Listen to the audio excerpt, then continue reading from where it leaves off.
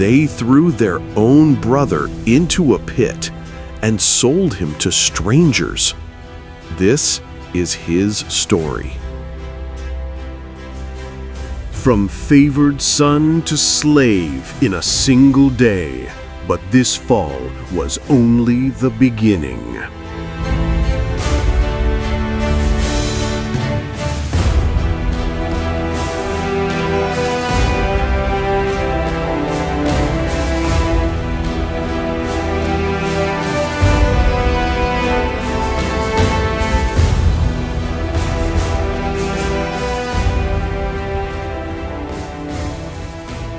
In the land of Canaan, Jacob's household appeared peaceful, but beneath the surface, jealousy was growing. Joseph, the 11th son of Jacob, was different from his brothers. Here comes the dreamer in his fancy coat. While we work in the sun, he walks around like a prince. Jacob sent Joseph to check on his brothers. But the coat wasn't the only thing that set him apart. Father sent food. How's the flock? The flock is fine. You can go back now. Joseph didn't understand why his brothers hated him. He was about to make it worse. That night, Joseph shared something that would change everything. He told his brothers about a dream he had. They were all in the field binding sheaves, when suddenly his own sheaf rose and stood upright, and their sheaves gathered around it, bowing before his. Will you actually reign over us? It was just a dream, brothers. Joseph's words planted a seed of hatred. But he wasn't done. A few nights later, Joseph dreamed again. This time, even more powerful. The sun, the moon, and 11 stars were bowing down to him. In the morning, he went to his father to tell him about the dream. What is this dream? Will your mother and I and your brothers actually bow down to you? His brothers hated him even more, but Jacob kept the matter in mind. He thinks he'll rule over us. We'll see about that. Days passed. Jacob's sons took the flocks far from home to Shechem. The distance grew between Joseph and his brothers in more ways than one. One morning, Jacob sent Joseph to go and check on his brothers, concerned because they had been away for too long. Joseph obeyed his father. He had no idea he would never return home. Joseph traveled to Shechem, but his brothers had moved on to Dothan. He followed. Look, the dreamer is coming. Now's our chance. Let's kill him.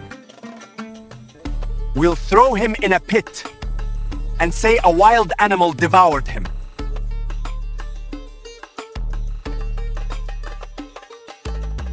The jealousy had turned to murder, but one brother still had a conscience. Reuben spoke up, "Brothers, let's not shed blood. Throw him into this pit, but don't harm him." He planned to rescue Joseph later, but fate had other plans. They seized him, the favored son, the dreamer, the brother they despised. Joseph pleaded with them, asking what he had done wrong, but his brothers refused to listen. They threw him into an empty pit. No water, no escape, just darkness and betrayal. Brothers, please! Don't leave me here! I'll die! And then they sat down to eat. Finally, they have some peace. The next day, Ishmaelite traders passed by, and the brothers exchanged knowing looks. Providence or opportunity? The brothers saw a chance. Judah said to his brothers, "What gain is there in killing him? Let's sell him to these traders instead." Simeon answered, "Yes, let's be rid of him and make some silver while we're at it." Blood avoided, profits secured, conscience soothed, at least in their minds. So they dragged Joseph up from the pit. No! Please! I'm your brother! Don't do this! Hebrew boy, young, healthy, 20 shekels of silver. No, he's strong, well fed. Pay 25.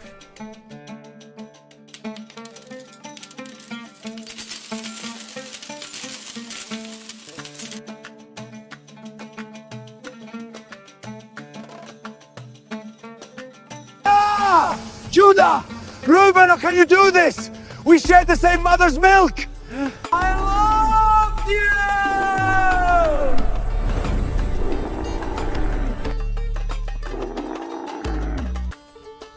Those words would haunt Judah for 20 years.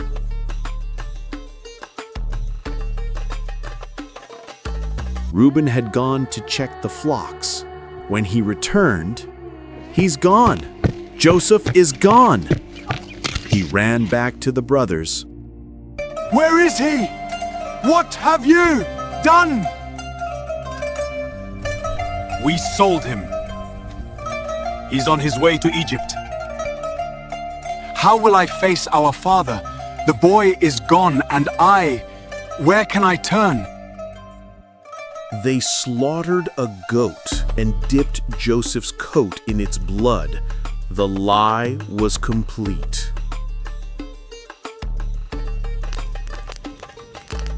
The brothers returned home, each step heavier than the last.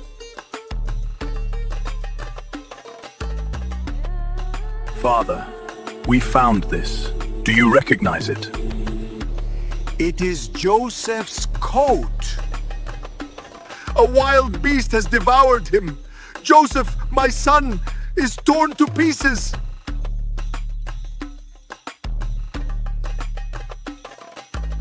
Jacob mourned his son, his heart shattered, his favorite gone. He said he would go down to the grave mourning for Joseph. All his children tried to comfort him, but Jacob refused to be comforted. The brothers regretted what they had done. But Joseph was not dead. Far from it. His real journey was just beginning.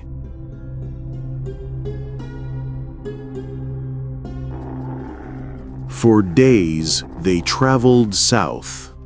Joseph walked in chains with other slaves. Each step took him further from home and deeper into his destiny. Keep moving, boy! We don't stop for weakness!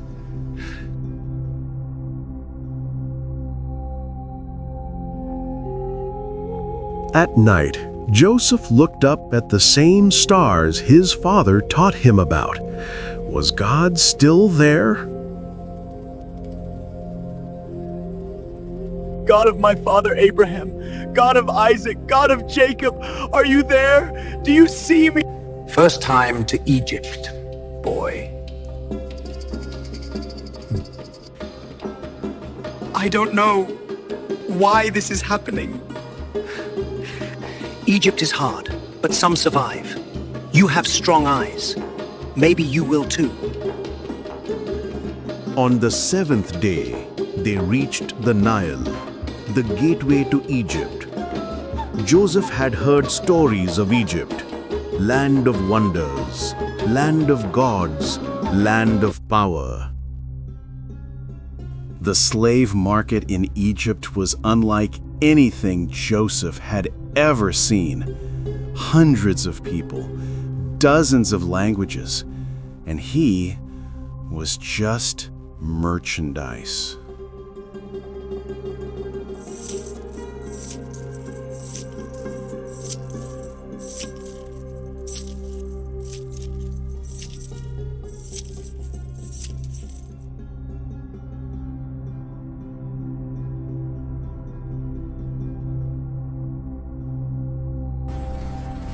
Too old, too weak, too sick. But the man who purchased Joseph was no ordinary buyer. Among the crowd of wealthy Egyptians and curious onlookers stood Potiphar, a distinguished officer of Pharaoh, the captain of the guard.